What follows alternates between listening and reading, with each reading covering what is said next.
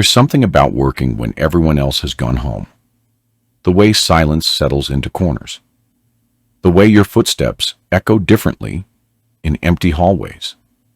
The building breathes slower at night, like it's finally allowed to rest. I used to clean the executive floor after midnight.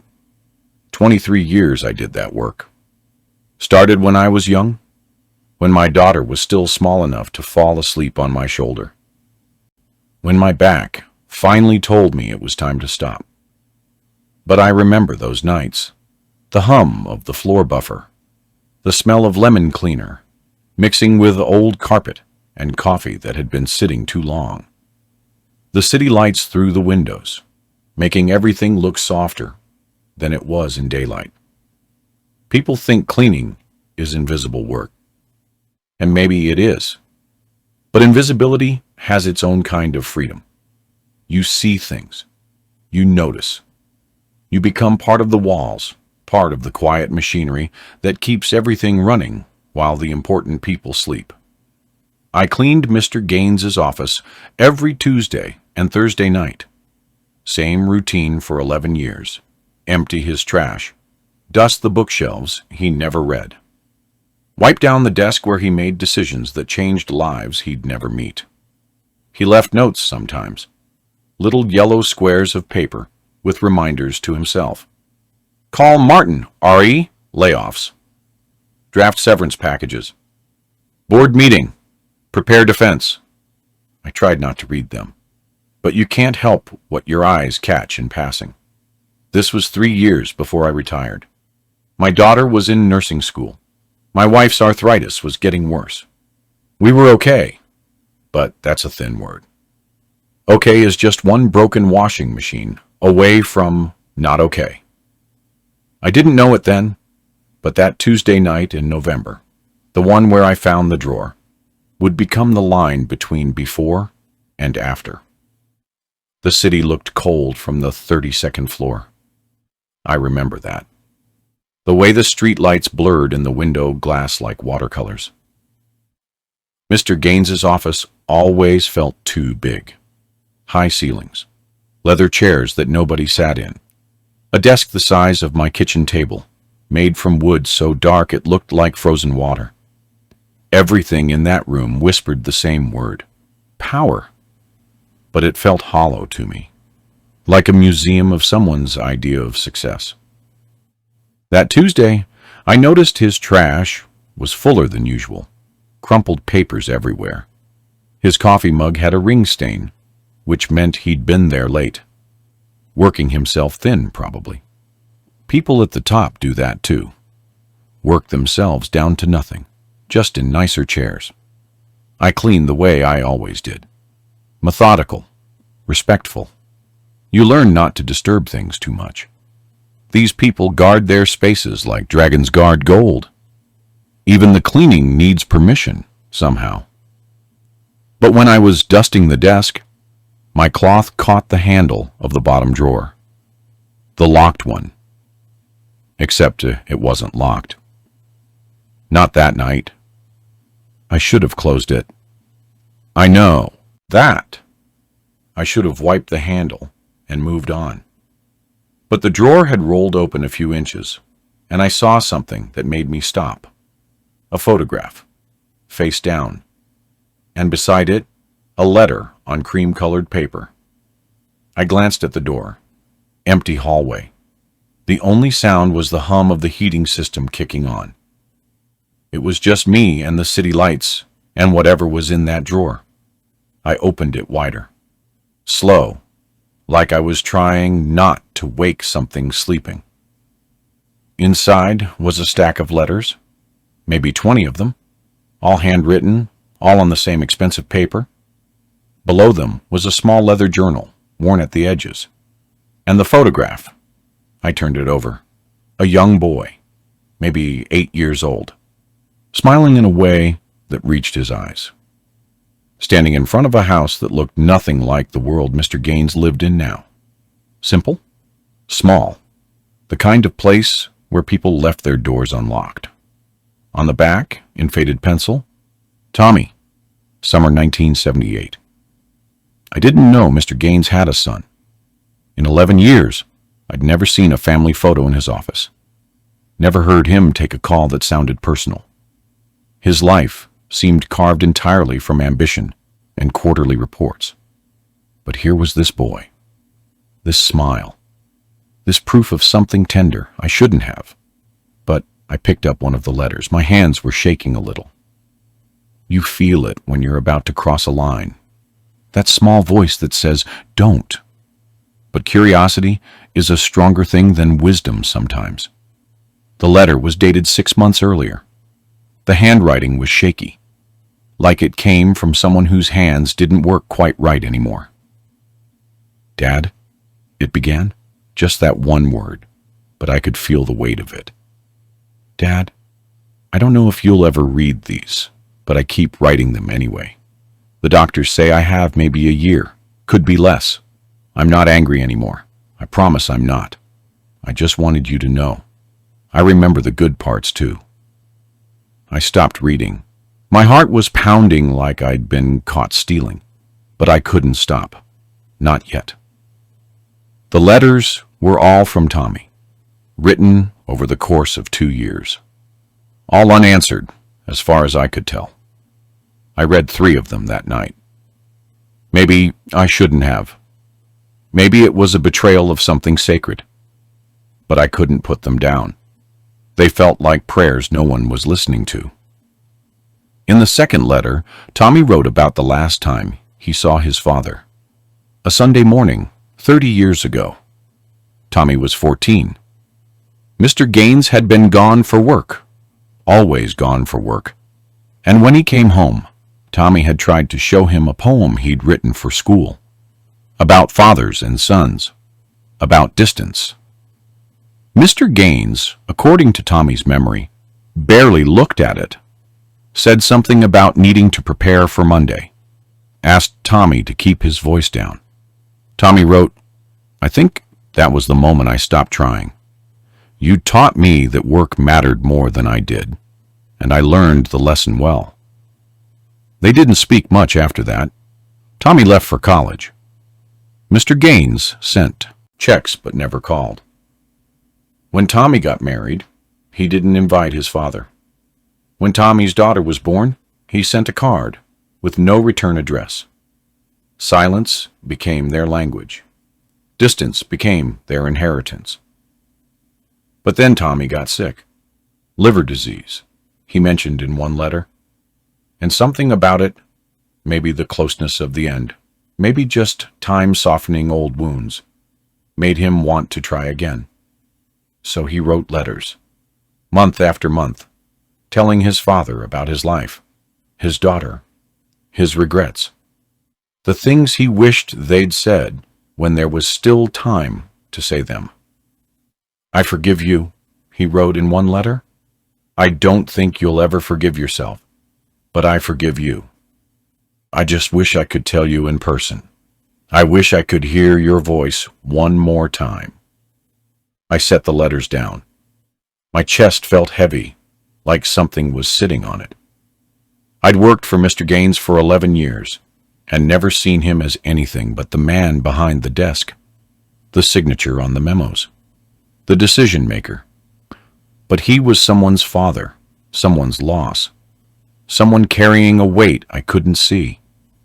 The journal was worse, somehow. I opened it to a random page. It was Mr. Gaines's handwriting, smaller, shakier than the bold strokes he used for signatures. I don't know how to answer him. Every time I start, the words feel wrong. What do you say to a son you failed? What do you say when sorry isn't enough? Another entry, weeks later. He's dying, and I'm a coward. I keep telling myself I'll call tomorrow, but tomorrow I tell myself the same lie. The last entry was dated 4 days ago. Tommy's daughter called. He passed on Sunday. She said he asked for me at the end. I wasn't there. I'll never stop being the man who wasn't there. I closed the journal. My hands were shaking. I felt like I'd stumbled into someone's soul and found it breaking in ways that couldn't be fixed. Outside, the city moved on. Cars on distant streets, lights in other buildings. The world kept turning, indifferent to the weight one man carried in a locked drawer. I didn't tell anyone what I found. Not my wife, though she'd have understood. Not my supervisor. Not the other janitors I shared breaks with. It felt too private, too raw. Like I'd seen something I wasn't meant to see. And speaking it aloud would make it worse. But I thought about it. Every time I cleaned that office after that night, I thought about Tommy's letters and Mr. Gaines's silence. About the years piled between them, like stones in a river, too heavy to move, too deep to cross. I started noticing Mr. Gaines differently, the way he sat alone in his office, even when the building was full, the way he never seemed to go home before midnight, the way his shoulders looked sometimes when he thought no one was watching. He looked tired, not the tired that comes from work, the tired that comes from carrying something too long. A few weeks after I found the letters, I saw him standing by the window. It was late, almost 1 a.m. I was emptying the trash in the conference room across the hall, and through the glass wall I could see him, just standing there, looking out at the city.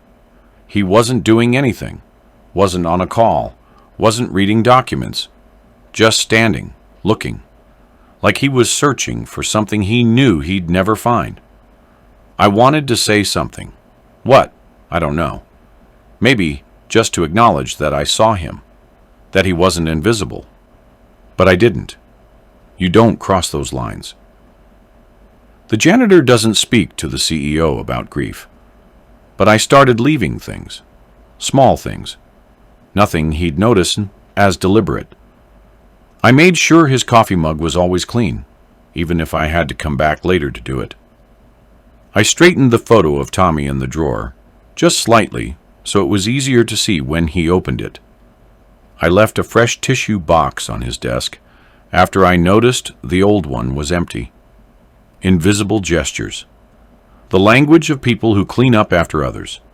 The quiet ways we say, I see you. You're not alone. One night, months later, I found a note on his desk. It wasn't for me, exactly, but I read it anyway. To whoever keeps this place so clean, thank you. You'd be surprised how much it helps to walk into a room that someone else cared enough to tend. He probably never knew I read it. Probably didn't mean for anyone to. But I kept that note, folded it up and put it in my wallet. Carried it for years. Because I think we're all just looking for proof that we matter. That the work we do, the small, invisible, thankless work, means something to somebody. And maybe Mr. Gaines was looking for the same thing. Some sign that the life he built, the sacrifices he made, added up to more than just money and regret. But the truth is, we don't get to choose what lasts. The things we think matter, the deals, the promotions, the accomplishments, those fade. But the people we love and the people we push away, they stay. They haunt the quiet hours. They fill the drawers we keep locked. Grief, I think, isn't just missing someone. It's living with all the words you never said, all the moments you thought you had time for. It's the weight of love that never found a way to be spoken. I retired a few years after I found those letters. My back gave out, and my daughter had finished school. She's a nurse now, takes care of people the way I used to take care of buildings, with patience, with care, with the belief that the small acts matter. I don't know what happened to Mr. Gaines. I heard he stepped down eventually. Someone said he moved somewhere quiet, somewhere with trees and land and silence. I hope he found peace. I hope he learned to forgive himself, though I don't know if people like him ever do. Some wounds you carry, They change shape over time, but they don't disappear. I think about Tommy sometimes, about the letters he wrote, hoping his father would read them, about the hope that must have lived in him, even as he was dying, that maybe this time the silence would break. And I think about all of us, really, the fathers and sons, the cleaners and the cleaned for, the people working late into the night, believing that if we just work hard enough, we'll matter, we'll be worth something. We'll earn the love we're afraid to ask for. But love doesn't work that way. Love isn't earned. It's given or it's not. It's there, in the small moments, the ones we overlook because we're too busy chasing the big ones. The last time I was in that building, I went up to the 32nd floor one more time, just to see it. They'd already cleaned out Mr. Gaines's office. New name on the door. Younger guy, probably with his own locked drawers, his own quiet regrets. I stood by the window where I'd seen Mr. Gaines that night, looking out at nothing. The city was still there, still moving, still indifferent. But I wasn't. I'd seen something true that night in the drawer. Something that reminded me we're all just trying to find our way back to the people we love, even when we don't know how. My wife asks me sometimes what I think about late at night, when I can't sleep. I tell her about the buildings I cleaned, the quiet I used to walk through, the lives I glimpsed in trash cans and desk drawers, and sometimes I tell her about Mr. Gaines, about Tommy, about the letters that never got answered in time. She listens, nods, squeezes my hand. "Do you think he ever read them?" she asks. "I think he did," I say. "I think he read them until he couldn't bear to anymore. I think he carried them like a weight he deserved to carry." "That's so sad," she whispers. And it is. But it's also true. And there's something honest in that. Something that reminds us we're all carrying something. We're all cleaning up messes, even the ones we made ourselves. Maybe the smallest kindnesses are the ones that save us. The clean desk, the fresh tissue box, the hope that someone sees us, even when we're alone. The fire's almost out now. The night's gotten cold. But I think I'll sit here a little longer, just to hold this memory, this quiet truth. There's something healing in remembering, don't you think? In knowing that even in our silence, even in our failures, we're still human, still searching, still hoping that somewhere, in a drawer or a letter or a moment, someone will see us as we really are, broken and trying, lost and hoping to be found. The city's still out there, moving through the dark, and somewhere, in offices and homes and quiet corners, people are sitting with their own locked drawers, their own unanswered letters. We're all just trying to find our way home. And sometimes the light that guides us is the small kindness of someone who stayed when everyone else had gone. Someone who cared enough to notice. Someone who cleaned the dust away so we could see a little more clearly.